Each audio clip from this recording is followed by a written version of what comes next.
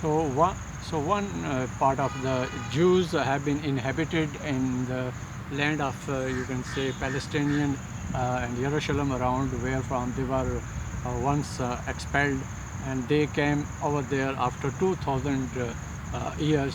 When they were being expelled, they had promised to themselves that they will a day come when they will return to their land. And in 1948, and after Second World War, they came to make a state on basis of ideology, as Pakistan and Israel are both created on the basis of ideology, and the first foundations were laid in the name of the state of Medina. You can say these are the three states that become existence on the basis of ideology. First was you can say Medina state, second was Pakistan, and third was Israel. Pakistan and Israel and Arabian land coming out as Medina state. They are the same, you can say, shared interest, but they have somewhat clashing of civilization. They fought against each other in the present context. The other section of the you can say the tribe or the religion and the Jew that is inhabited in the land of India, that is called Hindus. Hindus came over in the land of subcontinent, or in the land of India as it is present now. They were being pitied and beaten terribly all around the world, and in a garb or in the disguise you can say state, they came to inhabit it, and they are called you can say Askarian or Askarian, or you can say the Aryan Samaj, yeah, Aryan society. Hindus are Aryan, Askarian, Aryan, just like root words or derivation is coming from the pages of history, that Hindus of today that are present over the land of India, basically in the historic pages they were the Jews, because Jews were being pitied and beaten everywhere if they were to show their you can say identity. They were beaten by the different, you can say, generations of the world. That's why in the shape of disguise came over the land of India in the guise of Askarian or Arabian or Arabian, not Arabian, or rather you can say Aryan. They were the Aryan, and the Aryan, you can say, civilization is considered to be the oldest civilization, as the American civilization is considered to be the you can say the latest one civilization. So if we compare the Aryan civilization and the American civilization, both are present at the extremes of the living. One is the Aryan, you can say, civilization, that is the calling of the Aryan civilization, Ascarian civilization, and called in the present context is the oldest civilization, where you can say the sections of society and the classes system is the most severest one, and they were basically the Jews, because Jews were being pitied and beaten everywhere in the part of the world. Finally, in a phase of cover, in a disguise, in a garb of Hindu or Aryan, they started living here. That's why you can say they are of the claim that Aryan have always been the clamor and the champions of peace and you can say harmony kind of. That's why they haven't been creating, you can say, trouble and you can say problem for others. Whosoever have been coming from the foreign land as conqueror, they have been conquering them, and they have been, you can say, overcoming them. and finally they have been, you can say, the poor scapegoat, you can say, in the eye of in the sense of every word or any word, that they were the scapegoat, the Indians, the Aryans, and the oldest civilization, and basically they were the Jews. And to save the face, to save the, you can say, race, and to save the generation, the Jewish generation, they came here and started living here. Basically they were having no, you can say, warrior. They were having no designs to fight and have a war with others, because in the earlier phase they were in little strength, and they were in a very shortest strength. That's why they never messed up. They never become the source of chaotic. They were living like, you can say, the Jews, as Jews have never been the king. They have been always been in the present sense kingmaker. The same way Hindus started living here, uh, but they were the Jews in sense, in exact, you can say, approach of any sense of the word. And they were the claim that they have always been, you can say, uh, peaceful, as you can say the Nehru and Gandhi were of the Ayansa, Hansa, peaceful, Aman like type kind of, you can say, people. Uh, they never created any, you can say, war or any design against any the foreign influence. The foreign influence has always been coming, and the foreigners have always been coming to conquer this land, because this land was rich with the treasures of the world.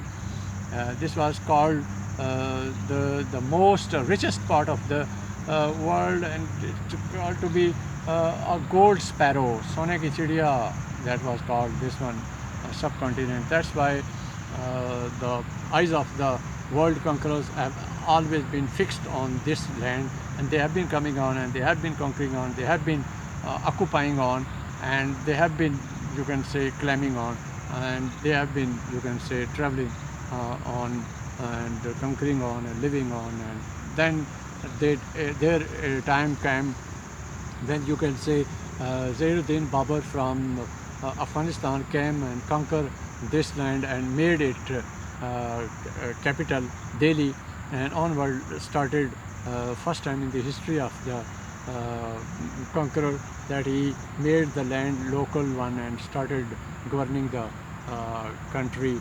And then they onward keep going until the cancer, and you can say started plotting against the Mughal Empire and Mughal regime, and that though lasted 300 years around and 350 years around. And after Aurangzeb 1707, you can say that then the decline and took start of Mughal Empire. Slowly and gradually, like slow poison, it came to an end in 1857 when Bahadur Shah Zafar, the last king of the Mughal Empire, was you can say captured and put into Rangoon dungeon and killed over there. That's the dynasty of Mughal Empire came to an end after, you can say, the great Mughal empires that lasted for 350 years. And first and last mutiny that came from the Mughal Empire, that was the mutiny of 1857, the war of independence from the foreign rulers, mean English civilization. The English were those who came over here to sell the spices in the garb of East India Company. They just took one room to live here and to sell the spices. Masala बेचने आए थे अंग्रेज basically. But later on they started, you can say, searching out and seeking out the weaknesses and you can say the weaker areas of their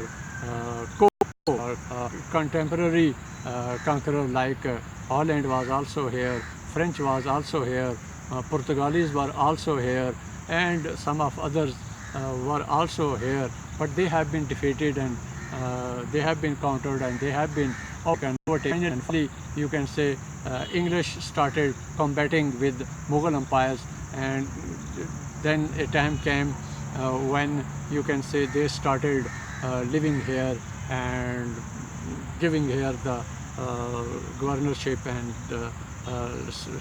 how to conquer it and how to extend its wings and keep going and keep snatching and keep digging out the resources. You know very well that when they were over here for last 200 years, what the money and the resources they grabbed and collected from the land of Bombay, they made and built present, you can say, London of England. The present London of England was made on those one resources and the money that they snatched and collected for last 200 years from Bombay and around, skirts of Bombay around. When Mughal empires were there, though they were shrewd enough and they keep focused on education, and they knew well what is the importance of education. Muslims left the, you can say, the way of education. That's why they have been overcome. As Mughal Empire have been present in the, you can say, subcontinent, they were making, you can say, buildings. As you know, when Taj Mahal was being built in the 13th century around, I think, in the same there was Cambridge University being made in England. You can make the estimation of the intellectual height and the mentality of the rulers. Over there in England, they were making the universities, and over here we were making the tombs of our, you can say, beloved one, like Mumtaz Mahal, one of the king, for his wife made this one, you can say, building. I mean, they were empty-headed at the end of the Mughal empires. They were making the construction of the buildings, and the English were making the construction of the, you can say, universities. So this is the difference between what we lost and what we gained, and what they lost and what they gained. You can say the difference between the Muslim civilization and Islam, you can say the Christian civilization or the English civilization.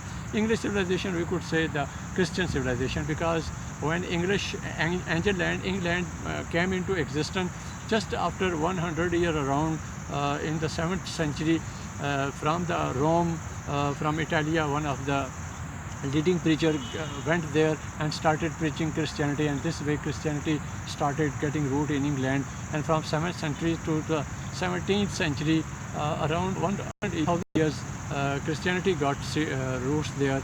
And in the same way, you can say, as you can say, the Greeks knowledge was coming there from, you can say, Greeks knowledge. Greek knowledge, one time there was Aristotle and Plato, and you can say the rest one people, the scholars of the day, those were also becoming the you can say the enemy of the rulers. Socrates and Aristotle, these are three leading student teachers kind of scholars. Their teachings, you can say, spread around in the world of Yunan, in the world of Greeks. And then the difference of public and the public people mean people of literature, and the people of, you can say, the ruler started clashing. That's why the cup of poison has been given to Socrates, and he, you can say, drank it, because truth was not to be killed on, and he was give to life to truth. That's why he drank the cup of poison, but he did not go against the compromising of any conscience to be settled with the ruling elite. So this was the all, you can say, the background that was coming there. Then I will talk about the how, you can say, first of all, a bit touch to give how the literature of Greeks came into England, and England brought it to the worst of world. That's why we people now study across the world in many of the